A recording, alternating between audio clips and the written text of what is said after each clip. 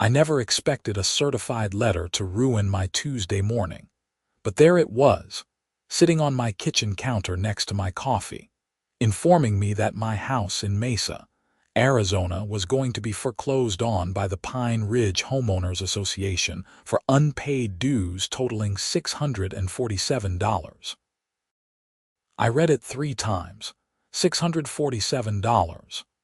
I had been paying my dues religiously every quarter, had the bank statements to prove it. And suddenly, the HOA claimed I owed them nearly 3 years of back payments plus penalties and interest.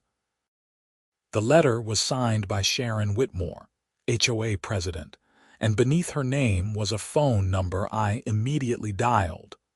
The phone rang 4 times before going to voicemail.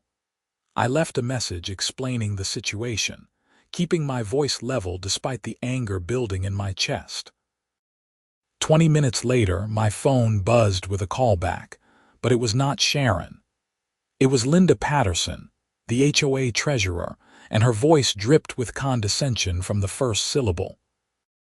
"Mr. Winters, I understand you are confused about your account status," she said, drawing out the word confused like I was a child struggling with basic math. "I'm not confused," I replied. "I'm looking at 3 years of canceled checks right now. Every payment on time every quarter." "Our records show otherwise," Linda said. There was a smile in her voice, I could hear it. "And frankly, Mr. Winters, the time for disputing this has passed. The lien was filed 6 months ago. You were notified. I was never notified of anything. Mail gets lost sometimes, not our problem." She paused, and I heard papers rustling. "The foreclosure sale is scheduled for next month. You have until then to pay the full amount, including legal fees, which brings your total to $11,200. My hand tightened on the phone. $11,000. For $600 in dues I already paid. Legal fees, processing fees, interest, penalties. It's all outlined in the CC and Articus you signed when you purchased the property. Have a blessed day, Mr. Winters." She hung up before I could respond. I sat there in my kitchen, staring at the letter, feeling my pulse throb in my temples. I had worked in mortgage servicing for 23 years before semi-retiring last year. I knew foreclosure processes inside and out. I knew the games lenders could play, the tricks subservicers used to inflate fees. But I had never seen an HOA operate with this level of aggressive malice. I spent the rest of that Tuesday pulling records. I started with my own payments, photographing every canceled check, every bank statement, building a file that proved beyond doubt that I had paid every cent I owed. Then I drove to the Maricopa County Recorder's office. The clerk, a woman in her 50s with reading glasses on a chain, pulled up my property record. There it was, filed 6 months ago, a lien from Pine Ridge HOA for $647. The notice had been sent to an address I had never lived at, a typo that changed the street number from 2847 to 2487. Convenient. "Can I get copies of other liens filed by this HOA?" I asked. She looked at me over her glasses. "How many are you expecting?" "I do not know yet." "Let's say anything filed in the last 3 years. It took her 20 minutes to compile the list. When she handed it to me, I felt my stomach drop. 42 liens. 42 homeowners in Pine Ridge, all with similar amounts, all filed within the last 3 years. Some were for as little as $200. I recognized some of the names. The elderly couple 3 streets over who had moved out suddenly last year. The widow who had lived in the corner house until it went up for sale in a strange rush sale. The retired teacher who I used to see walking her dog until one day she just was not there anymore. I paid for copies of everything and carried the stack to my car. Back home, I spread the documents across my dining room table and started cross-referencing addresses. Of the 42 liens, 17 had already resulted in completed foreclosures. 17 homes, seized by the HOA, sold at auction for pennies on the dollar. I pulled up the public auction records. Every single one had been purchased by the same buyer, a company called Desert Bloom Properties, LLC. A quick search showed Desert Bloom's registered agent was Linda Patterson, the HOA treasurer. My phone rang. I almost did not answer when I saw it was Sharon Whitmore, but something made me pick up. "Mr. Winters," Sharon's voice was sharp, professional. "I understand you have been making inquiries at the county office." "Just checking on my property records," I said carefully. "I want to be very clear with you," she continued, and now the professional veneer cracked slightly. "This matter is settled. You owe what you owe. If you continue to harass my board members or disrupt our processes, we will pursue additional legal action for interference. I am just trying to understand how I owe money for dues I paid. That is for the courts to decide if you wish to challenge it. But I will tell you right now, Mr. Winters, you will not win. We have lawyers. Good ones. And they work on contingency, which means every dollar we spend suing you gets added to your bill." "Is that a threat?" she laughed. It was a cold sound, brittle. "It is reality. You seem like a smart man. Do the smart thing. Pay what you owe or lose your house. Those are your options." "There is always a third option," I said quietly. "Oh, really? And what is that?" "I will let you know when I figure it out." I hung up before she could respond. That night, I could not sleep. I lay in bed, staring at the ceiling, thinking about those 17 families who had lost their homes, thinking about the widow, the elderly couple, the teacher. People who had probably lived here longer than I had, who had paid their dues faithfully, only to be targeted by a corrupt board gaming the system for profit. By Wednesday morning, I had a plan. It was risky, maybe even crazy, but I had spent 2 decades learning how debt works, how liens work, how the entire foreclosure machine operates. If the HOA wanted to play foreclosure games, I would show them what a real professional looked like. I started with the basics. HOAs are corporations, which means they have to file paperwork, maintain records, follow rules. I requested copies of the last 5 years of board meeting minutes, financial statements, and the management company contracts. Arizona law requires HOAs to provide these within 10 business days of a written request. Sharon called me personally 3 days later. "You are really starting to irritate me, Mr. Winters," she said without preamble. "I am just exercising my rights as a homeowner. You are fishing. And you will not find anything.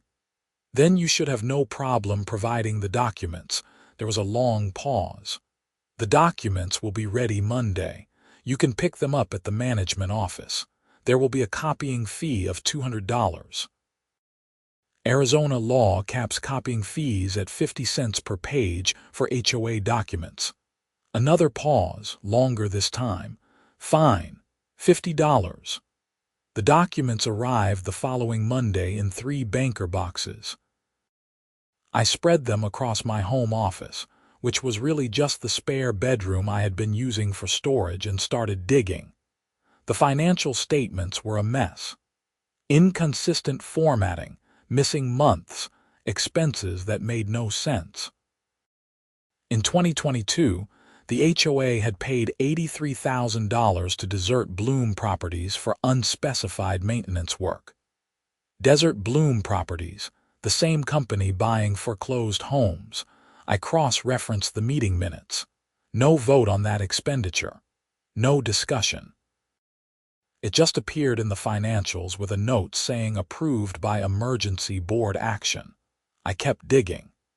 In 2023, another $97,000 to Desert Bloom for landscaping improvements. I had lived here for 4 years and had never seen any landscaping improvements. The common areas looked the same as they always had, slightly neglected Bermuda grass and some struggling oleander bushes. Then, I found something interesting. Buried in the 2021 financial statements, before Sharon and Linda took over the board, was a loan. The HOA had taken out a master loan for $300,000 to repave the streets and redo the community pool. The loan was secured by the HOA's assets, which in practical terms meant it was secured by the common areas and the HOA's rights under the CC and Articles. I pulled up the loan documents from the county records. The loan was from Southwest Community Credit Union, with a 15-year term, payments of $3,000 per month. I checked the current financial statements for the payment record. They had stopped paying in January of 2023. 18 months of missed payments. I sat back in my chair, feeling my heart rate pick up. An HOA in default on its master loan. This was the thread I needed. I called Southwest Community Credit Union and asked to speak to their collections department. After being transferred 3 times, I reached a woman named Patricia who sounded exhausted. "I am calling about a commercial loan to Pine Ridge HOA," I said. "Account number 447-923-1. Are you with the HOA? No, I am a homeowner in the community. I just discovered the HOA is in default, and I am concerned about how this affects property values." Patricia sighed. "Sir, I cannot discuss specific account details with you unless you are an authorized party. Can you tell me if the loan has been charged off?" Another sigh. "The account was sold to a debt buyer 3 months ago. We no longer service it." "Which debt buyer?" "I really cannot give you that information." I thanked her and hung up. Debt buyers. The bottom feeders of the financial world, companies that bought bad debt for pennies on the dollar and tried to collect whatever they could. I had worked with dozens of them during my years in mortgage servicing. I spent the next 2 days calling every debt buyer I knew who operated in Arizona. On the 6th call, I hit gold. A company called Pinnacle Recovery Associates confirmed they had purchased the Pine Ridge HOA note for $42,000. The original balance, with missed payments and penalties, was now $387,000. "We have been trying to work with the HOA, but they are not returning calls," the rep told me. "At this point, we are probably going to write it off. No one wants to foreclose on an HOA. Too messy, too complicated." "What if someone wanted to buy the note from you?" I asked. There was a pause. "Are you serious?" "Completely serious. We paid $42 for it. We would probably let it go for $50 just to get it off our books." "I will give you $45. Another pause longer. "Let me talk to my manager." He called me back 2 hours later. They would take $45,000 all cash, close within 10 days. I agreed and we set up the paperwork. I had the cash. Semi-retirement was treating me well and I had been smart with my investments. $45,000 was a significant chunk of my liquid savings, but something about this whole situation had gotten under my skin. The way Sharon and Linda had laughed at me, the way they had stolen homes from vulnerable people, the way they thought they were untouchable. I was about to teach them a very expensive lesson. The note purchase closed on a Thursday. I now owned the HOA's debt, all $387,000 of it, secured by their assets and their rights to collect dues and enforce CC and Articles. More importantly, the loan documents included a cross-default provision. If the HOA was in default on the master loan, they were in default on everything, including their authority to foreclose on homeowners. I had my lawyer, a sharp woman named Rebecca Frost who I had worked with on real estate deals before, review everything twice. "This is wild," Rebecca said, spreading the documents across her conference table. You essentially own the HOA's ability to function. Can I foreclose? Technically, yes. But Nathan, foreclosing on an HOA is not like foreclosing on a house. You would be foreclosing on their corporate assets, their authority, their control over the community. What about the homes they already foreclosed on? The ones they sold to Desert Bloom Properties? Rebecca flipped through the papers. If those foreclosures happened while the HOA was in default on this master loan, they are potentially invalid. The HOA did not have clear authority to foreclose if they themselves were in default. Any homeowner who lost their property could potentially challenge it. So if I foreclose on the HOA's assets, what happens to Desert Bloom's purchases? That is where it gets complicated. Desert Bloom bought the properties at public auction. They are arguably good faith purchasers. But if the foreclosures were invalid to begin with? She trailed off thinking, we would need a judge to sort this out. It is going to be a mess. Good, I said. I want it to be a mess for them. Rebecca looked at me with something between admiration and concern. You are really going scorched earth on this. They tried to steal my house over fake debt. They did steal 17 other houses. Yes, I am going scorched earth. We filed the foreclosure notice on Friday morning. Under Arizona law, the HOA had 90 days to cure the default before we could proceed with the actual foreclosure. I did not expect them to cure. $387,000 was more money than the HOA had in reserves, especially after Sharon and Linda had been siphoning funds to their shell company. Sharon called my cell phone 17 times that day. I did not answer. Linda sent me 4 emails, each more threatening than the last. I forwarded them all to Rebecca. On Monday, I received a cease and desist letter from the HOA's attorney, a man named Gregory Vance, whose letterhead promised aggressive representation.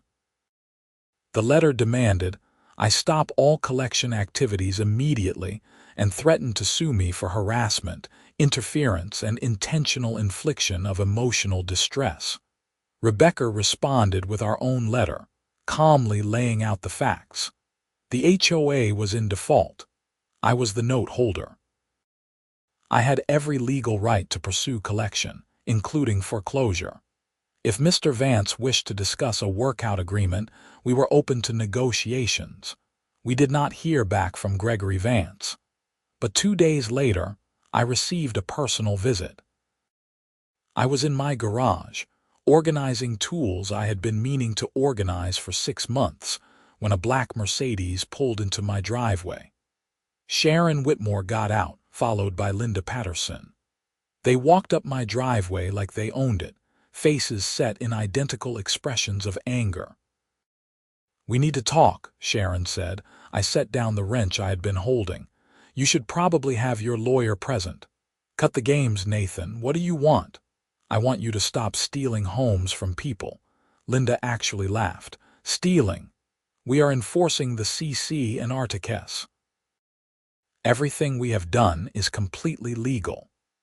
Is it legal to file liens against homeowners who have already paid their dues? Is it legal to send notices to wrong addresses so people do not know they are being foreclosed on? Is it legal to buy those foreclosed homes through your own shell company? Sharon's face tightened. "You cannot prove any of that." "I do not have to prove it to you. I just have to prove it to a judge." I crossed my arms. "Here is what is going to happen. You are in default on your master loan. I own that loan now, which means I own your ability to function as an HOA. In 87 days, I am going to foreclose on your corporate assets unless you cure the default." "We will get the money," Sharon said, but her voice lacked conviction. "Where? Your reserves are depleted. You have been paying yourselves through fake contracts. You are underwater and you know it." Linda stepped forward, her face flushed. "You think you are so smart. You think you can just swoop in and destroy what we built here. But you do not understand how this works. We have connections. We have lawyers. We will bury you in legal fees until you give up. I spent 23 years in mortgage servicing, I said quietly. I have seen every trick, every delay tactic, every bad faith negotiation strategy that exists. You are not going to bury me in anything except evidence of your own fraud. Sharon grabbed Linda's arm. Let's go. He is not worth our time. They walked back to the Mercedes, but before getting in, Sharon turned back to me. You are making a big mistake. You have no idea who you are messing with. I watched them drive away, feeling my hands shake slightly. Not from fear, but from adrenaline. I had dealt with plenty of difficult people in my career, but there was something especially toxic about Sharon and Linda. They had convinced themselves that stealing from their neighbors was somehow justified, that they were entitled to profit from their positions of power. That night, I started making phone calls. I reached out to every homeowner on the list of 42 liens I had pulled from the county records. Some numbers were disconnected. Some people hung up on me immediately, probably assuming I was a scammer. But I reached 7 people who were willing to talk. The first was a man named Robert Chen who had lost his home in 2023. He and his wife had lived in Pine Ridge for 12 years before the HOA filed a lien for $800 in unpaid dues. Robert insisted they had paid, but the HOA claimed their payment system had no record of it. By the time Robert hired a lawyer, the legal fees had ballooned to $14,000. He could not afford to fight it. The house was sold at auction to Desert Bloom Properties for $93,000, less than half its market value. I did not even know what was happening until it was too late, Robert told me, his voice heavy with bitterness. They sent the notices to some address in Phoenix. We never got them. By the time we found out, they said it was too late to appeal. The second call was with Margaret Torres, whose mother had lost her home in 2022. Margaret's mother was 84 years old, living on a fixed income, suffering from early-stage dementia. The HOA had filed a lien for $217. By the time Margaret learned about it, her mother's house had been foreclosed and sold. My mother did not understand what was happening, Margaret said, crying. She just kept saying she paid her bills. She always paid her bills. And I believe her. I think they did this on purpose, targeted people who would not be able to fight back. Each call was worse than the last. Elderly homeowners, people on disability, widows and widowers who had lived in their homes for decades. All targeted by the HOA with suspicious liens, wrong addresses, inflated fees. All foreclosed on and sold to Desert Bloom Properties. I documented everything. Names, dates, amounts, stories. By the end of the week, I had a file 3 inches thick. Rebecca reviewed it with the expression of someone who had just witnessed a crime. This is systematic fraud. Nathan, this is not just a civil matter anymore. This is criminal. I know. We should go to the police. Not yet. I leaned back in my chair. If we go to the police now, Sharon and Linda will just lawyer up and drag it out for years. I want to cut off their power first. Foreclose on the HOA, get control of the assets, force a settlement that puts the homes back in the right hands.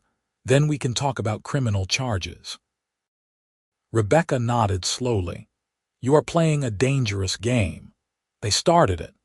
The 90-day cure period moved faster than I expected. Sharon and Linda tried everything to stop the foreclosure.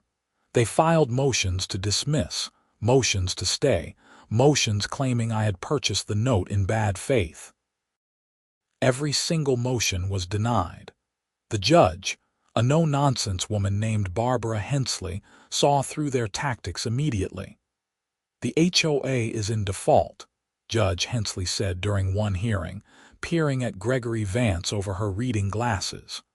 The note holder has every right to pursue foreclosure. If your clients wish to cure the default, they know what they need to do. Gregory Vance looked like he wanted to argue, but even he could see the writing on the wall. Your Honor, the HOA is working to secure financing.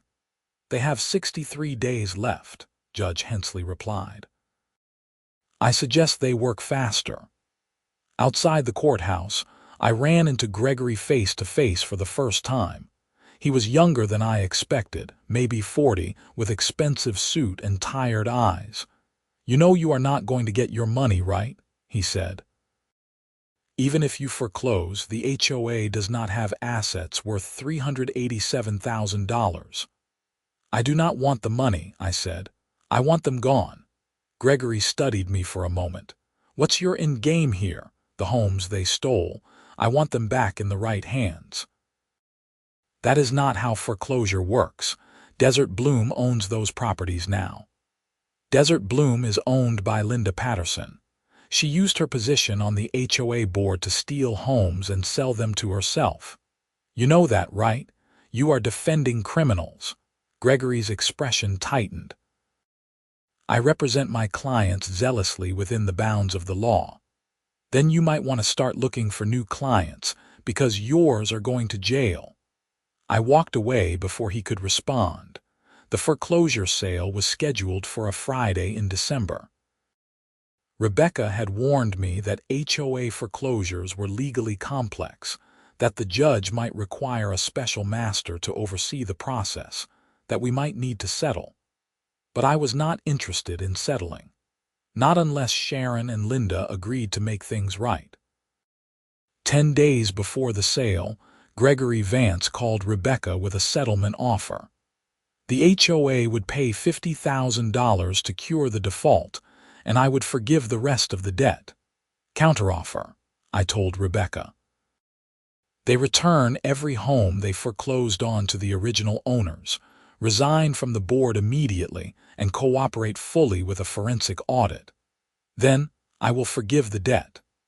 Gregory called back 3 hours later and said his clients rejected the counteroffer. Then I will see them at the foreclosure sale, I said.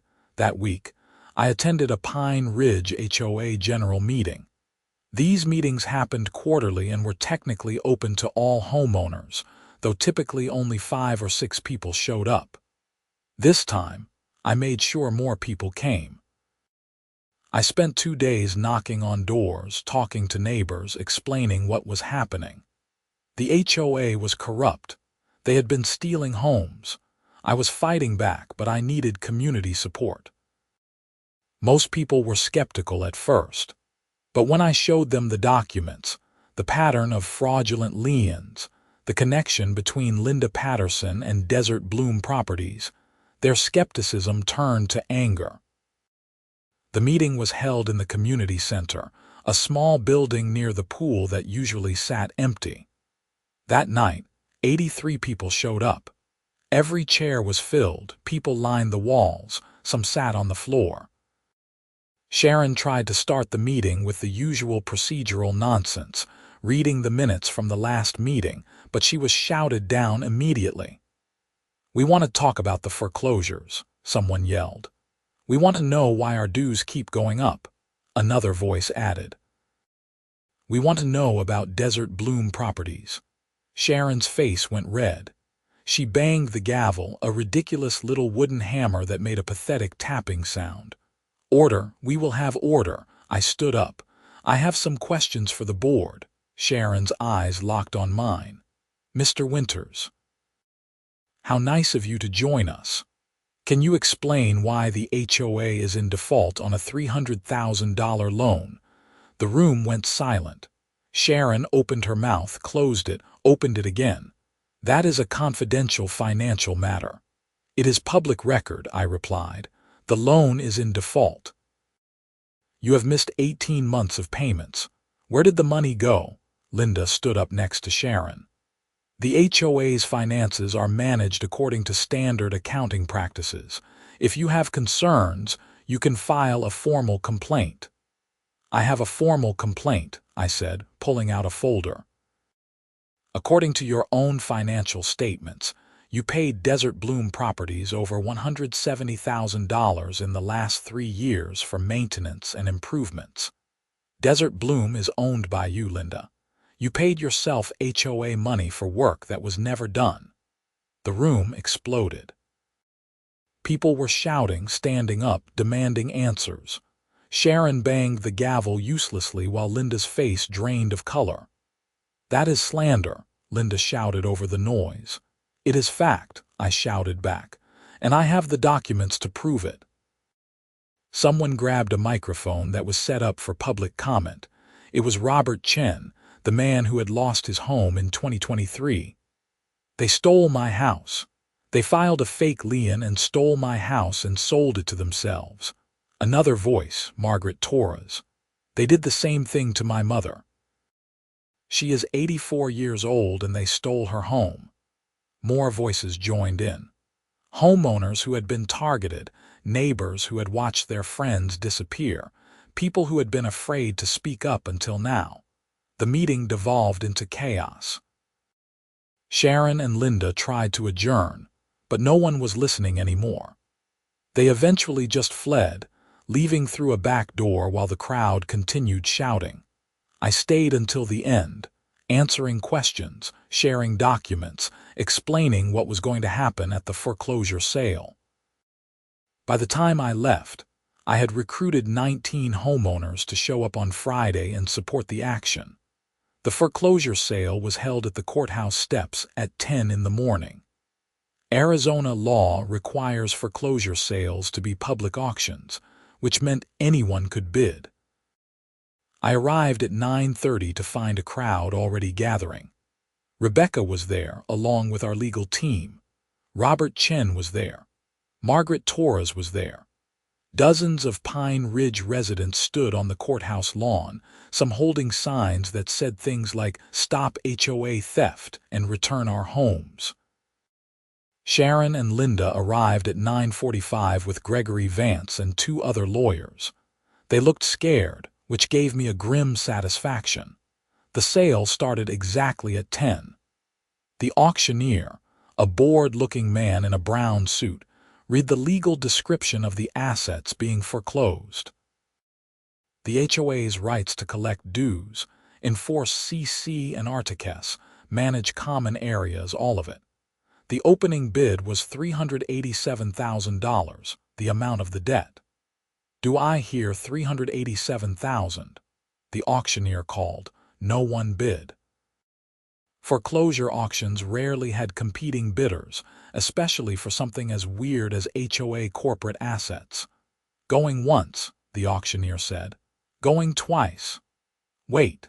Gregory Vance stepped forward.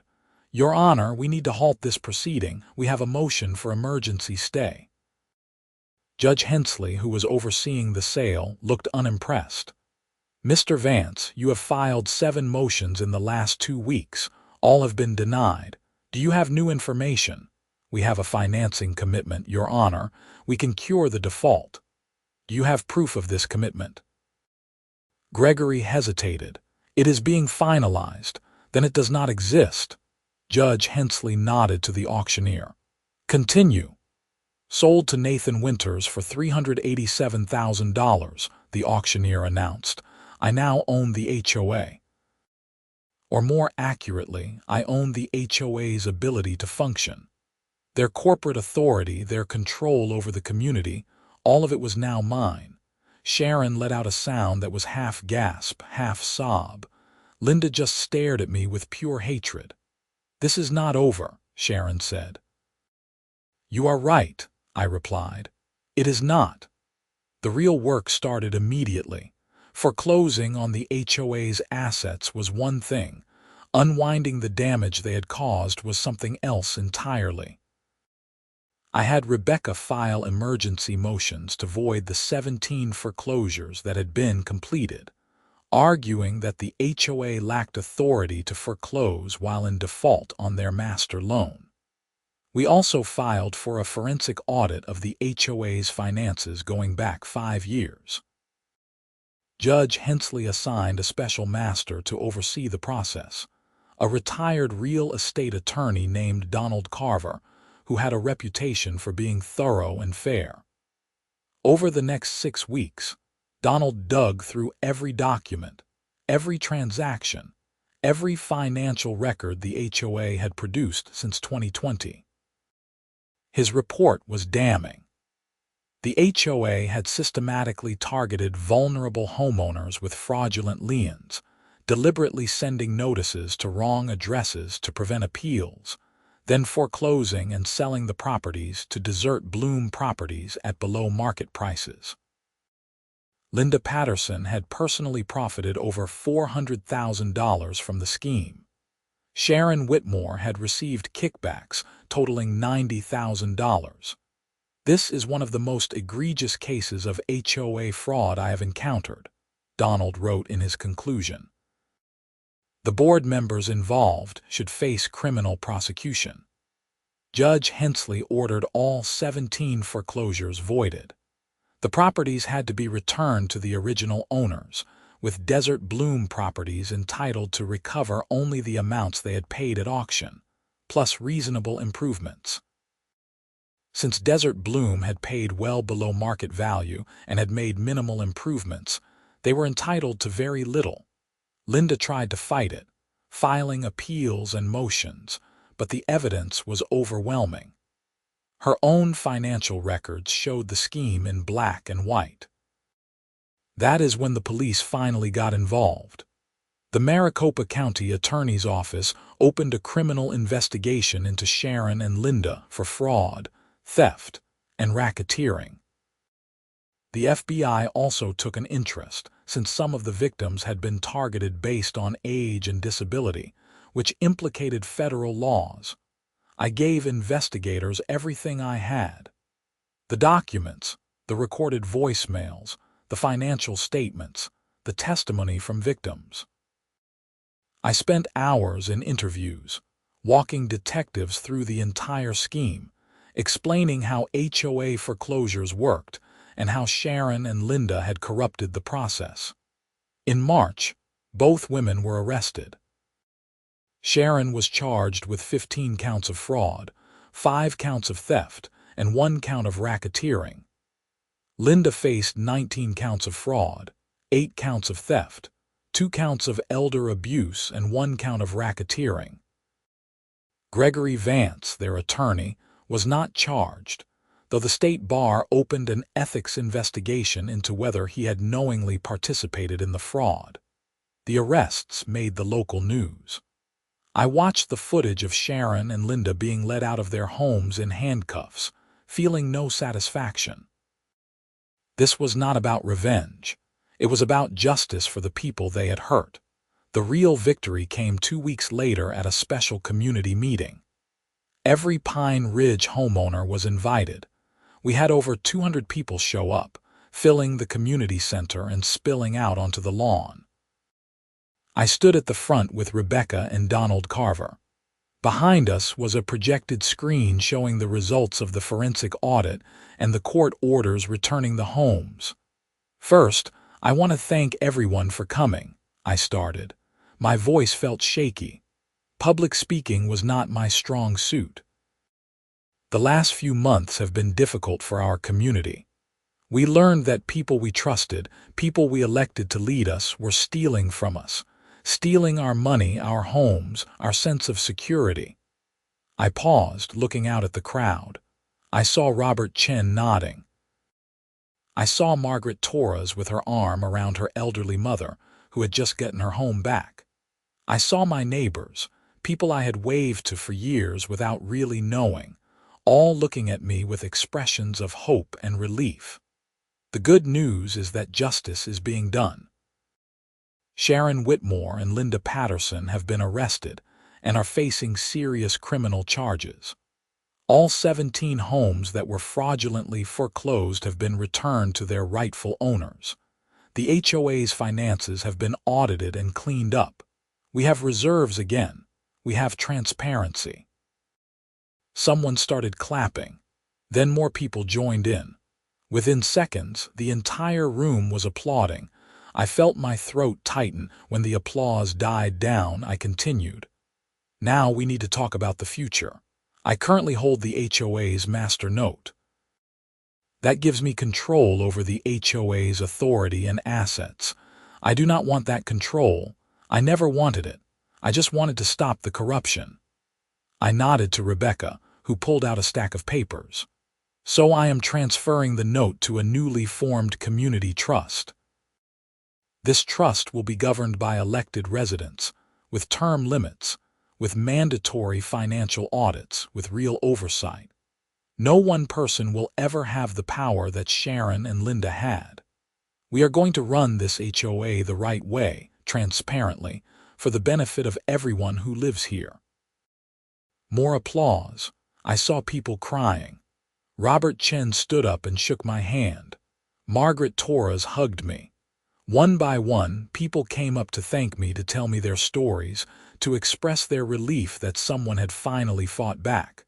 We held elections that night. A new board was chosen, 5 residents with no connection to the old regime. A retired accountant named Patricia Gaines was elected president. A former teacher named Marcus Webb became treasurer. The new board's first act was to vote unanimously to accept the note transfer and establish the community trust. I went home that night exhausted but feeling lighter than I had in months. My house was still mine. My neighbors' homes were safe. The people who had stolen and lied were facing justice. 2 months later, Sharon Whitmore and Linda Patterson both pleaded guilty. Sharon received 3 years in prison and was ordered to pay restitution of $90,000. Linda received 6 years and was ordered to pay restitution of $412,000. Both were permanently banned from serving on any HOA board in Arizona. Desert Bloom Properties was dissolved. The remaining assets were liquidated, and the money went into the community trust to fund actual improvements, the kind Sharon and Linda had claimed to be doing but never did. We finally got our streets repaved. The pool was resurfaced. The common areas were landscaped properly. I attended the sentencing hearings. I sat in the back of the courtroom and watched as Sharon and Linda stood before Judge Hensley one last time. Sharon cried and apologized, saying she had made mistakes, that she never meant to hurt anyone. Linda remained defiant until the end, insisting she had done nothing wrong, that she was being persecuted. Judge Hensley was unmoved. "You violated the trust of your community," she told them. "You targeted the most vulnerable people in your neighborhood and stole their homes for profit. You showed no remorse, no conscience, no basic human decency. The sentences reflect the severity of your crimes and hopefully send a message to other HOA board members who might be tempted to abuse their power." After the hearing, I spoke to several of the victims who had come. Robert Chen had moved back into his home and was rebuilding his life. Margaret's mother was settling back in, her confusion eased by being in familiar surroundings. Others shared similar stories of relief and recovery. "Thank you," Robert said, shaking my hand firmly. "I do not know if I ever properly thanked you. You did not have to fight for us. You could have just paid your fake dues and moved on." "They came after me too," I reminded him. "And once I saw what they had done to you and everyone else, I could not let it stand." "Still," Robert said, "not everyone would have done what you did. You risked your own money, your own time to make this right. That means something." Life in Pine Ridge slowly returned to normal. The new board operated with genuine transparency. Meeting minutes were posted online. Financial statements were distributed quarterly. Dues were kept reasonable and actually used for community improvements. No one filed fraudulent liens. No one got threatening phone calls about foreclosures. I attended a few board meetings in the months that followed, mostly to make sure things stayed on track, but eventually I stepped back. This was not my battle anymore. The community had taken control of itself. They had learned the hard way what could happen when you let corrupt people run things unchecked, and they were determined not to let it happen again. On a warm evening in June, almost a year after that first certified letter appeared on my kitchen counter, I sat on my back patio with a beer and watched the sun set over the neighborhood. My phone rang. It was Rebecca. "I just got word that the restitution payments started going through," she said. "All 17 families are getting their money this week." "That is good news." "It is. And I wanted to tell you something else. Do you remember Patricia Gaines, the new HOA president?" "Of course." "She called me today. The board wants to name the community center after you, the Nathan Winters Community Center, as thanks for what you did." I felt my chest tighten. "That is not necessary, I know, but they want to do it anyway. They are voting on it next week." "Tell them I appreciate it, but no. This was not about me. It was about the people who lost their homes. If they want to name something, name it after Robert Chen or Margaret's mother or any of the others who got hurt." Rebecca was quiet for a moment. "You are a good man, Nathan." "I just did what anyone should have done. But most people would not have. That is what makes it special." We talked for a few more minutes before hanging up. I sat there in the fading light, thinking about everything that had happened. The fear when I got that first foreclosure notice. The anger when I realized what Sharon and Linda were doing. The determination to fight back, even when it seemed impossible. The satisfaction of watching justice happen. I thought about the 57 homes that had been threatened. 42 liens filed, 17 foreclosures completed, dozens more in the pipeline. All stopped because I had learned how the system worked and turned it against the people who were abusing it. The title of this story could have been about revenge, but that was never what drove me. It was about protection. Protecting myself, protecting my neighbors, protecting vulnerable people who could not fight back on their own. Sharon and Linda had laughed when I said I would fight them. They had mocked me, threatened me, dismissed me as powerless. They learned otherwise by Friday, when the foreclosure sale happened, and their entire corrupt empire came crashing down. Not because I foreclosed on 57 families, but because I foreclosed on the HOA's authority over those 57 properties, breaking their power and forcing the homes back to the people who rightfully owned them. As I finished my beer and headed inside, I thought about that voicemail Linda had left me that first day. "You cannot foreclose on us, sweetheart. We are the foreclosure." She had been so confident, so certain of her power, but power based on fraud and theft is not real power. It is an illusion that collapses the moment someone shines a light on it. I had been that light. I had exposed what they were doing, used my knowledge of how the system worked to beat them at their own game, and in the end, I had foreclosed on everything they had built through deception and cruelty. The community center vote happened the following Tuesday. Despite my objections, the board voted unanimously to name it the Robert Chen Community Center, after the first person to publicly speak out about what Sharon and Linda had done. Robert cried when they told him. It was the perfect choice. Life moved on. Spring turned to summer, turned to fall. The Pine Ridge HOA functioned exactly as it should, maintaining common areas, keeping the peace, serving the residents instead of exploiting them. I paid my quarterly dues on time, attended the occasional meeting, and mostly just enjoyed living in a neighborhood that felt safe again. Sometimes I saw Gregory Vance's name in the paper, still practicing law, still representing questionable clients. The ethics investigation had cleared him, finding no evidence he knew about the fraud. I had my doubts, but I also knew that proving what a lawyer knew versus what they should have known was nearly impossible. Sharon got out of prison after 18 months for good behavior. I heard she moved to Tucson and was working at a call center. Linda still had 4 years left on her sentence. I did not waste energy thinking about either of them. They were in the past, their damage undone as much as possible, their victims compensated and restored. The real legacy of everything that happened was not the criminal convictions or the restitution payments or even the returned homes. It was the change in how Pine Ridge operated. Other HOAs in Arizona took notice of what happened.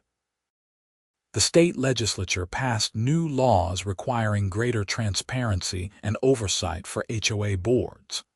Homeowners across the state became more engaged, more willing to question authority, more vigilant about protecting their rights. One person fighting back had created ripples that spread far beyond one neighborhood. That was the part I was most proud of. Not that I had won, but that the winning had meant something bigger than just my own case. On the anniversary of the foreclosure sale, the new HOA board threw a community barbecue. Everyone was invited. We set up tables in the common area, grilled burgers and hot dogs, played music, let the kids run around in the grass.